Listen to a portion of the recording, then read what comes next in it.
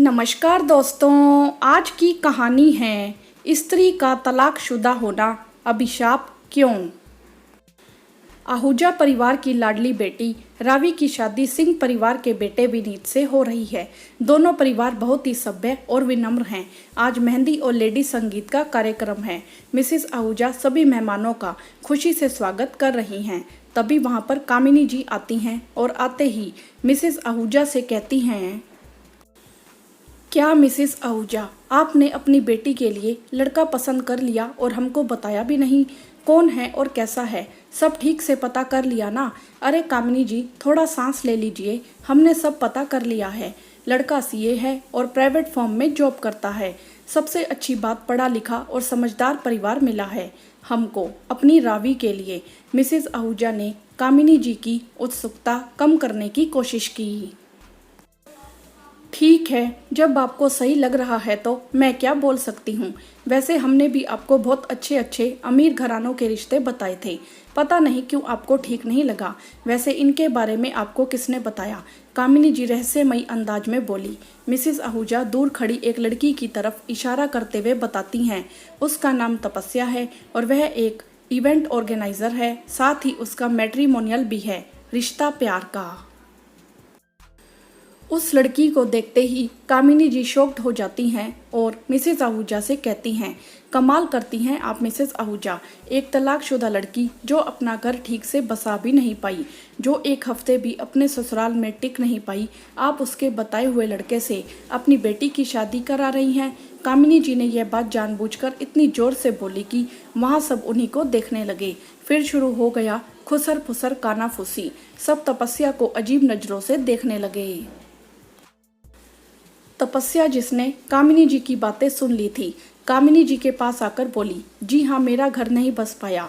एक हफ्ते में ही मैंने ससुराल छोड़ दिया और फिर तलाक ले लिया। हाँ, मैं तलाकशुदा हूँ, लेकिन आपकी तरह धोखेबाज नहीं हूँ। मेरे बारे में सब कुछ बता ही दिया है तो यह भी बता दीजिए कि मेरी शादी के लिए लड़का आपने ही खोजा था और लड़के वालों से मोटी चीज लेकर आपने गलत जानकारी दी हमको। तपस्या की बातें सुनकर तपस्या से पूरी बात बताने को कहा। तपस्या ने अपनी जिंदगी का सबसे कटु सत्य सबको बताना शुरू किया। आपके जैसे ही सुखद अरमानों के साथ मेरे मम्मी पापा मेरी शादी के लिए कामिनी जी के पास गए थे। उन्होंने मेरे लिए बहुत ही अमीर घर का लड़का बताया और साथ ही यह विश्वास भी दिलाया कि बहुत अच्छा परिवार है, दहेज में कुछ नहीं चाहिए। यह भी कहा कि लड़का बहुत ही अच्छा है और कोई भी दोष या बुराई नहीं है। मुझे ससुराल में कोई भी तकलीफ नहीं होगी। इनके दिखाए झूठे विश्वास पर मेरे मम्मी पापा ने विश्वास कर लिया और उन्होंने लड़के और उसके घर वालों के बारे में कोई भी छानबीन नहीं की।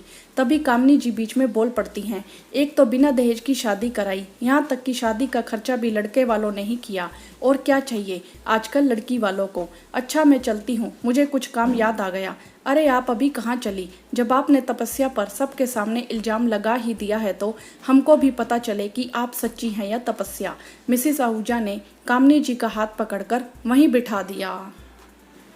तपस्या, तुम अपनी बात पूरी करो। मिसेस आहूजा ने तपस्या से कहा, शादी के एक हफ्ते तक सभी रस्मों के नाम पर या शुभ मुहूर्त का बहाना बनाकर मेरे ससुराल वाले मुझे मेरे पति गौरव से दूर ही रख रहे थे, या यूं कहें कि वह खुद मुझसे दूर रह रहा था। और भी ना जाने कितने दिनों तक यह सब चलता अगर मैंने उस रात अपनी नंद और सास की बातें ना सुन ली होती। दोनों ही गौरव को समझा रही थी, गौरव एक बार तपस्या के कमरे में चले जाओ। कब तक बहाना बनाते रहोगे? तुम्हें अपने खानदान की इज्जत का ख्याल भी है? लोगों को अगर पता चल गया तो हम सबकी इज्जत खराब हो जाएगी। अगर आपने अपनी जान देने की कसम ना दी होती तो मैं यह शादी कभी ना करता। आप लोगों की मुसीबत है, आप समझो। आपको अपने खानदान की इज्जत बचाने के लिए एक बहू चाहिए थी, वह आ गई और अब आप मुझे नहीं रोक सकते। गौरव अपनी माँ और बहन से कह रहा था।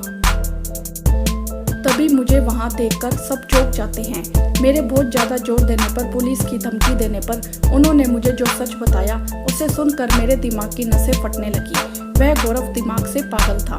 कामिनी जी की उस परिवार से बहुत गहरी दोस्ती थी। सोसाइटी में उनकी शान बनाए रखने के लिए कामिनी जी ने उन्हें यह सुझाव दिया था कि गौरव की शादी कर दें। इसके बदले में बहुत मोटी रकम ली थी।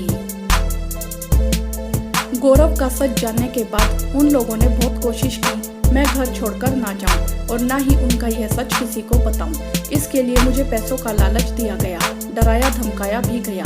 तलाक मिलने तक न जाने कितने मानसिक तनाव से गुजरी। अपने आप को फिर से समेटकर अपनी राह खुद बनाने उठ खड़ी हुई। लेकिन कामनी जैसे लोग, जिन्हें सच्चाई पता होते हुए भी लड़की को ही कटघरे में खड़ा करने में बहुत मजा आता है। बड़े परिवार की सोपीश बहू बनकर वहाँ घुट घुट कर जीने से अच्छा मैंने तलाकशुदा होना मंजूर किया। तो क्या मैंने गलत किया? तपस्या की आप बीती सुनकर सभी कामनी जी को गुस्से से देखते हैं। मिसेज आहूजा कामनी से कहती हैं, कामनी जी आप सफाई में कुछ कहना चाहें तो कह सकती हैं, लेकिन सच ही बोलिएगा। कामनी जी वहाँ से चुपचाप चले जाने में ही अपना भला समझती हैं और फिर सिर झुकाकर चली जाती हैं। मिसेज आहूजा तपस्या के सिर पर हाथ रखते हुए प्यार से कहती हैं, बहुत हिम्मत वाली हो, सही किया तुमने। देखना एक दिन तुम्हारा आंचल भी ढेर सारी खुशियों से भर जाएगा। आज तुम्हारी आपबीती सुनकर एक गाना याद आ रहा है। कुछ तो लोग कहेंगे, लोगों का काम है कहना, छोड़ो बेकार की बातें, कहीं बीत न जाए रहना। तपस्या मिसेज आहूजा के गले लग जाती है। तभी कोई चिल्लाते हुए आता है, शगुन की मेहंदी आ गई। और लड़की वाले भी सभी बारातियों का स्वागत करने के लिए द्वार पर चले जाते हैं। आज तपस्या जैसी तलाकशुदा बहुत लड़कियां हैं जिन्हें एक विद्रोही माना जाता है। ऐसी स्त्री जो खुद के लिए खड़ी हुई, जिसने समझौता या एडजस्ट नहीं किया या हार नहीं मानी। हमारे समाज में तलाकशुदा महिलाओं को सामाजिक वर्जनाओं के चलते ना तो घर में सम्मानजनक आश्रय मिल पाता है, ना समाज में उसे कुंवारी लड़की या विवाहित जैसा सम्मान मिलता है। समाज के लिए एक तलाकशुदा को सम्मान के साथ देखना इतना मुश्किल क्यों है? उसे एक अभिशाप क्यों माना जाता है?